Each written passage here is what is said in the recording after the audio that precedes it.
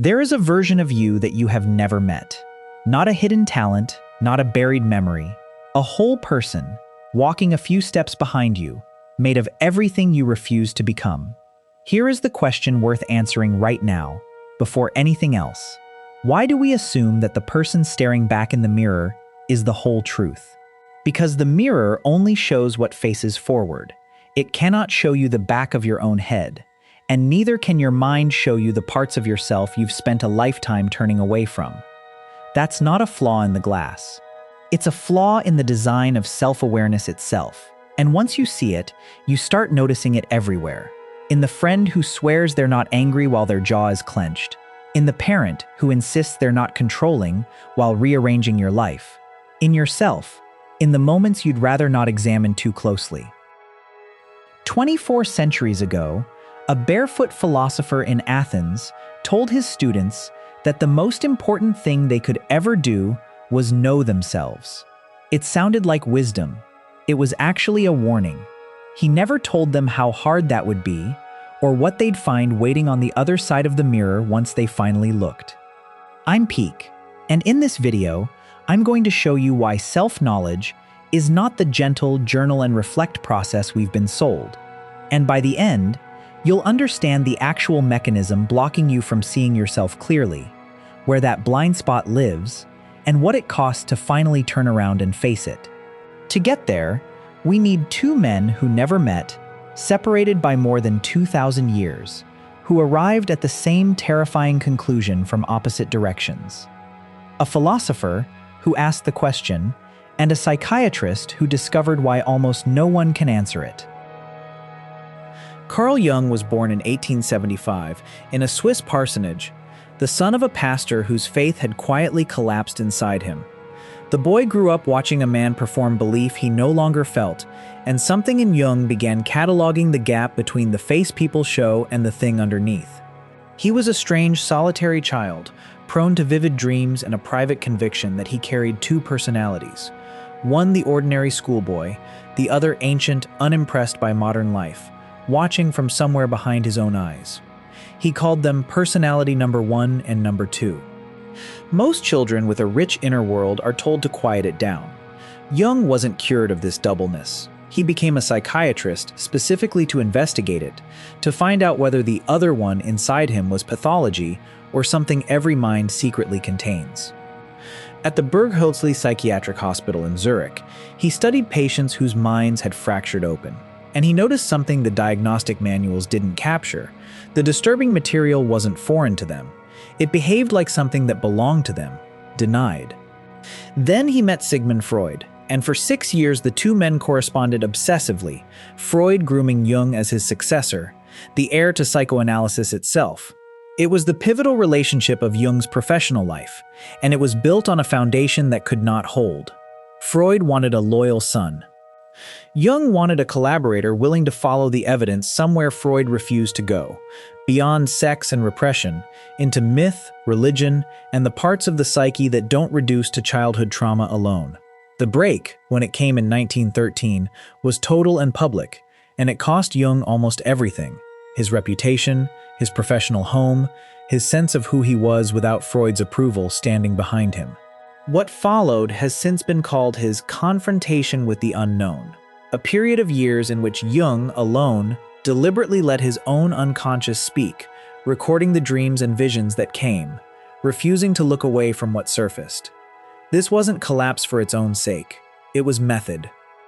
Jung treated his own psyche as the first case study, willing to sit with material that terrified him because he suspected it was the same material hiding in everyone else, unexamined. What he found down there was not chaos, it was structure, recurring figures, patterns, a logic to what the mind hides and why. And one figure appeared more consistently than any other, a shape he came to call the shadow. The shadow, as Jung defined it, wasn't evil in any simple sense. It was everything about ourselves we found unacceptable early in life, and learned, for the sake of love and belonging, to disown, and then forgot we had disowned it all. Here is where Jung's biography starts explaining his theory rather than merely preceding it. A pastor's son who watched his father perform a belief he'd lost was primed, better than almost anyone alive, to notice the gap between the presented self and the real one.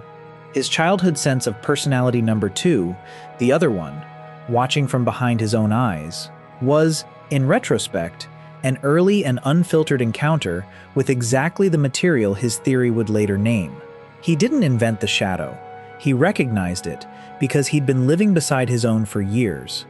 And the rupture with Freud mattered too, because it forced Jung to do the one thing his theory would eventually demand of everyone else: separate his sense of self from the approval of a father figure and find out who he was without that mirror reflecting him back. By the time Jung emerged from that period of self-confrontation, he had a working map of the psyche that included not just consciousness, but a personal unconscious beneath it. And beneath that, something stranger still, which we'll come to shortly. But it's worth pausing here on the ordinary, almost mundane origin of the shadow concept, because it strips away the mystique. It starts with something every single person reading this has done: hiding a part of themselves to stay loved. A child who is punished for anger learns to stop feeling angry, at least consciously. A child praised only for achievement learns to hide exhaustion, doubt, ordinary human limits. The unacceptable traits don't vanish. Jung's core insight was that they go somewhere, underground, into the dark side of the mirror. This is the seed of everything that follows. Socrates told his students to know themselves, as though the self were sitting in plain view, waiting patiently to be observed. Jung, nearly 24 centuries later, discovered exactly why that instruction is so much harder than it sounds. Because the self isn't sitting in plain view. Part of it is standing behind you, in the place a mirror cannot reach, and it has been there so long, doing its work so quietly, that most people live an entire life without once turning around. Socrates never left behind a book. Everything we know of him comes secondhand, filtered through students who couldn't stop writing about the man who wandered Athens asking questions that made powerful people furious. His method was deceptively simple. He would find someone certain of their own wisdom, a general certain of courage, a priest certain of piety, and ask them, patiently, to define the thing they were so sure they understood. They never could, not fully. Every definition collapsed under its own contradictions, and Socrates would watch, almost gently, as a confident person discovered the floor beneath their certainty was not there at all. This was not cruelty, it was diagnosis. Socrates believed that most human suffering, most bad action, came from a simple, curable ignorance. People acting from a self-image that didn't match the truth underneath it. Know thyself wasn't his invention. It was inscribed at the temple of Apollo at Delphi long before he arrived, but he made it his life's mission, the organizing question behind every conversation he ever started in the Athenian streets. Here's the first rung of the ladder, and it's simpler than it sounds. Socrates believed the unexamined life was not worth living, because a life you haven't examined is a life being run by assumptions you never chose and never tested. That's the ancient half of this theory. Now here's where it becomes modern, and where the mirror metaphor from the beginning of this video starts doing real work. A mirror can only show you what's already facing it. Turn slightly, and the image adjusts. But there is always a portion of you, the back of your head, your own blind spot, that no ordinary mirror will ever display, no matter how long or how honestly you look. Socrates assumed that if you simply looked hard enough, long enough, honestly enough, the truth of yourself would eventually surface. Ask enough questions, peel back enough assumptions, and the real you would be standing there, waiting to be recognized. Jung's discovery, 2,000 years later, was that this isn't quite true, because some parts of the self were never simply hidden by inattention. They were actively, systematically hidden, exiled by the mind itself, on purpose, a long time ago. This is the second rung, and it only makes sense once the first one is in place. The reason self-examination fails so often isn't laziness or lack of intelligence. It's that the material most in need of examining has been specifically engineered to stay out of view. Jung called this the shadow, and he was explicit that it forms in childhood, when a young person first discovers that certain feelings, certain impulses, certain truths about themselves get punished, or mocked, or met with withdrawn love. Everyone carries a shadow, Jung wrote, and the less it is embodied in the individual's conscious life, the blacker and denser it is. Notice what that sentence implies. The shadow doesn't shrink from neglect. It thickens. This is the third rung, and it's the one most people get wrong on first hearing it. The shadow is not simply your bad side. It is whatever got rejected, and rejection isn't always about vice. Sometimes it's ambition. Sometimes it's need. Sometimes it's rage that had nowhere safe to go. A child raised by a volatile parent may bury their own anger so completely that as an adult they cannot access it even when it's warranted. And they will not experience this as loss. They will experience it as being a calm, reasonable person. Full stop. That's the trap. The shadow doesn't announce itself as absence. It disguises itself as identity. The very traits you're most confident you don't have are disproportionately the traits most likely to be living in the room behind the mirror. Here is the controlling metaphor again, doing exactly the work it was built for. You cannot see your own back in a mirror because the mirror only returns what already faces it. The shadow cannot be seen by simply looking harder in the same direction you've always looked. This is why Socratic self-examination, on its own, so often stalls out. You can interrogate your conscious beliefs for a lifetime and still never encounter the material that was excluded from consciousness before you were old enough to object to the terms. So how does the shadow actually surface, if direct inspection can't reach it? Jung's answer forms the fourth rung, and it's one of his most practically useful ideas. The shadow reveals itself through projection. We see in others, with startling clarity, exactly what we cannot see in ourselves. The person who is inexplicably enraged by someone else's arrogance may be encountering, at a safe distance, an ambition in themselves they were never permitted to claim. The trait that irritates you most in another person is rarely a random target. Projection, Jung wrote, is one of the commonest psychic phenomena. What a man sees when he looks into the depths of his own being is, first of all, his own face. He is not describing metaphor here. He is describing mechanism. This reframes the entire emotional landscape of a life. Every disproportionate reaction, the fury that seems too large for its trigger, the contempt that arrives too fast to be reasoned, becomes a clue, a fingerprint left by something in the dark, briefly illuminated. Here's the fifth rung, and it's where the ladder starts to climb towards something genuinely difficult. Jung insisted that the shadow is not something to be eliminated. It cannot be. It can only be integrated, acknowledged, claimed, brought partway into the light. This matters because the alternative, pure suppression, doesn't actually work. Jung was direct about this. Unfortunately, there can be no doubt that man is, on the whole, less good than he imagines himself or wants to be. Denial doesn't erase the trait. It only guarantees you won't be the one steering it. Integration doesn't mean acting on every buried impulse. It means something closer to what Socrates was originally after, an honest inventory, taken without flinching, so that the parts of you operating in the dark are finally operating with your knowledge and your consent. And this is where the two men, 24 centuries apart, arrive at the same coordinates from opposite directions. Socrates said, "Examine yourself, or a life you never chose will choose itself for you." Jung explained precisely which parts of yourself had been hidden from that examination and why. Neither man believed self-knowledge was comfortable. Socrates was executed, in part, for making the powerful confront the gaps in their own self-understanding. Jung spent years in what he privately feared might be a form of madness, simply to map what he found in his own dark room. This is the single most important idea the whole theory is building toward, so let it land fully. The self you consciously know is not the whole self. It is the self-facing side of a mirror. And there is another side, populated by everything you once had to disown to survive. Growth, in this framework, isn't becoming a better version of the person you already believe yourself to be. It's the far stranger, more disorienting work of meeting the person standing behind you, the one made of everything you turned away from, and finding out they were never your enemy at all.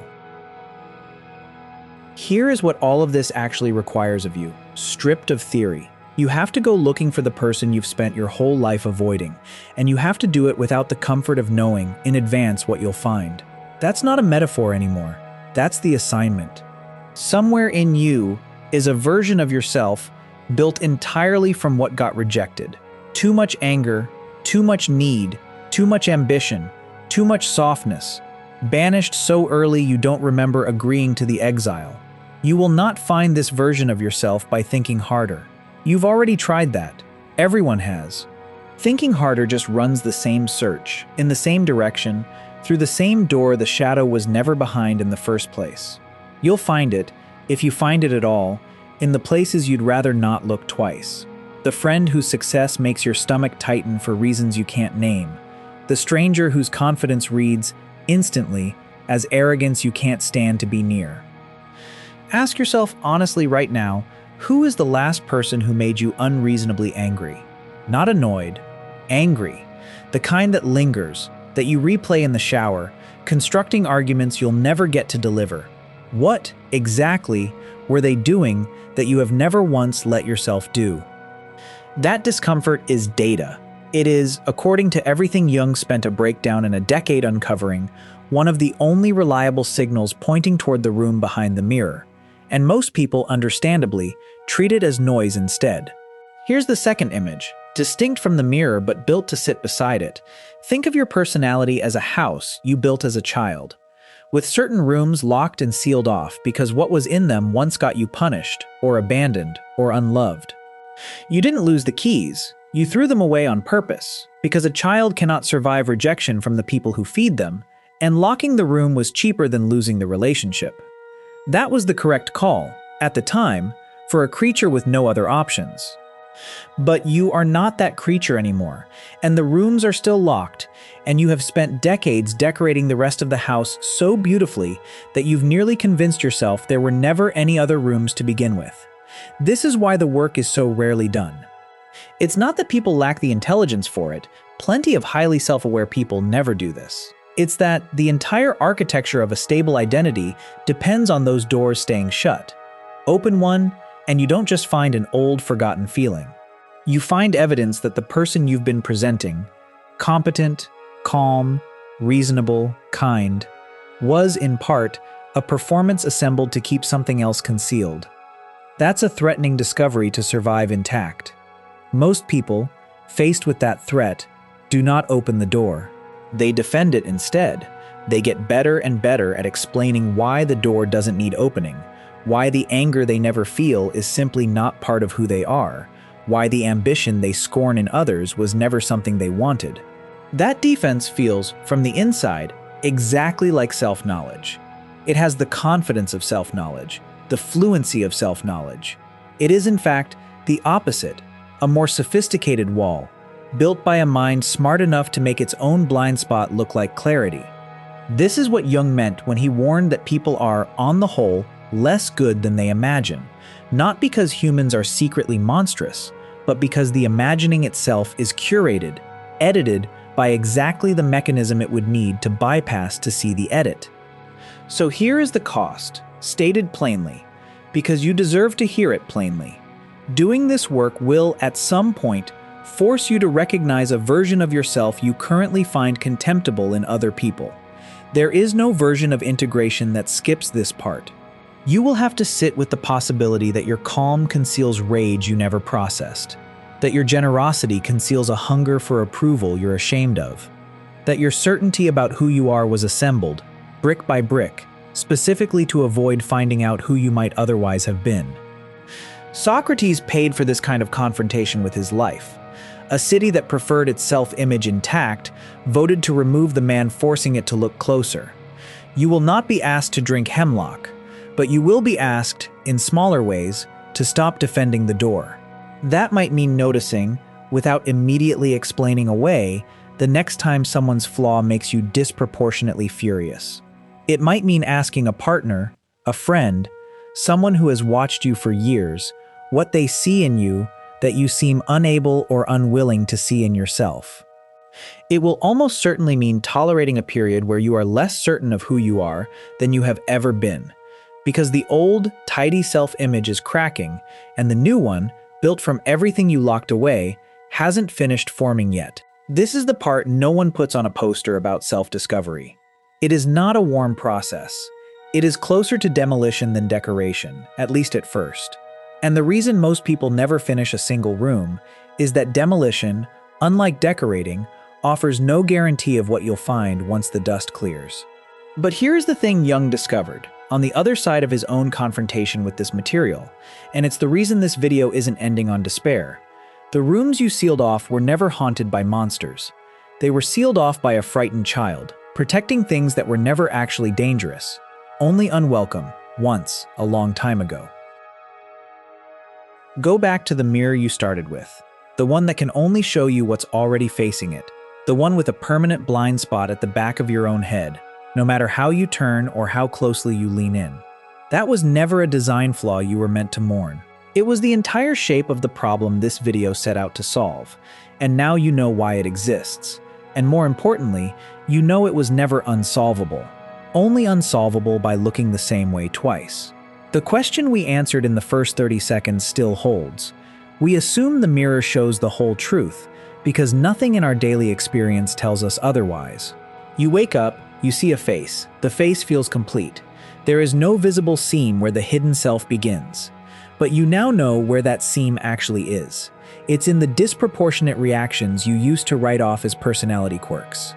It's in the traits you scorn in other people with a little too much heat. It's in every door you sealed as a child and then furnished the rest of the house around. Socrates never had Jung's map, but he had the right instinct, that most people are simply not who they assume themselves to be, and that the gap between assumption and truth is where nearly all avoidable suffering quietly lives. Jung supplied what Socrates couldn't: a mechanism, a name, a method. Not examine yourself as a vague, noble instruction, but a specific practice. Watch what you project. Notice what enrages you disproportionately. Follow that heat back to the door it's leaking through. So here is what changes, starting now, if any of this landed. The next time someone's trait irritates you far more than the moment warrants, don't immediately reach for the explanation that they're simply irritating. Ask, first, whether you're looking at something that lives, unclaimed, in you. The next time you feel proud of a virtue you never seem to struggle to maintain, endless patience, total selflessness, and inability to feel anger, get curious rather than comfortable. Ease, in these domains, is sometimes a sign of health, but sometimes it's a sign of a very well-guarded door. This isn't a call to tear every room open at once. Jung himself warned against confronting the shadow recklessly. Integration is slow, and it's meant to be, because a self rebuilt too quickly is just as unstable as one that was never examined at all. It starts smaller than that. It starts with a single, honest question, asked of yourself, about the last person who made you unreasonably angry, and an actual willingness to sit with the answer, instead of reaching immediately for the next distraction. The self you've been calling you this whole time was always partial, accurate, as far as it went, but edited, curated by a child who needed love more than truth, and made the only trait available to them. You are not that child anymore. You have something Socrates could only gesture toward, and something Jung had to nearly break himself to discover: a working map of exactly where the rest of you has been hiding, and a method, however uncomfortable, for finally walking back there. The mirror isn't broken. It was only ever half the picture, and now you know precisely where the other half has been standing this entire time. Patient, unresolved, and closer than you think. What you do with that knowledge from here is the part no video can hand you. But the door is no longer a mystery. You know it's there. And a door you know about is a very different thing than a door you've spent a lifetime pretending doesn't exist. That's the video. Not a tidy answer, because there isn't one, just a better question than the one you walked in with, and a map for where to start using it. You came here thinking self-knowledge meant looking in the mirror a little longer, a little more honestly. Now you know the truth is stranger than that. The mirror was never going to show you everything, no matter how long you stared. Socrates spent his life provoking people into noticing the gap between who they claimed to be and who they actually were. Jung spent years in the dark, mapping exactly what fills that gap, and found it wasn't monstrous, just abandoned and waiting. You don't need to solve this by tonight. You just need to stop mistaking the front-facing image for the whole person, and start noticing, gently, where the heat is. The irritations, the disproportionate reactions, the doors you've never once tried the handle on. That's where the rest of you has been standing this whole time. If any part of this made you see yourself a little differently, that's exactly what this channel is here for. Hit like if this one landed, subscribe if you want more of this. The psychology behind why we think, feel, and hide the things we do. And drop a comment. What's the trait in someone else that quietly irritates you more than it should? You might already know the answer. If you want to keep going deeper into the mind behind the mirror, there's more waiting for you right here on the channel. I'll see you in the next one.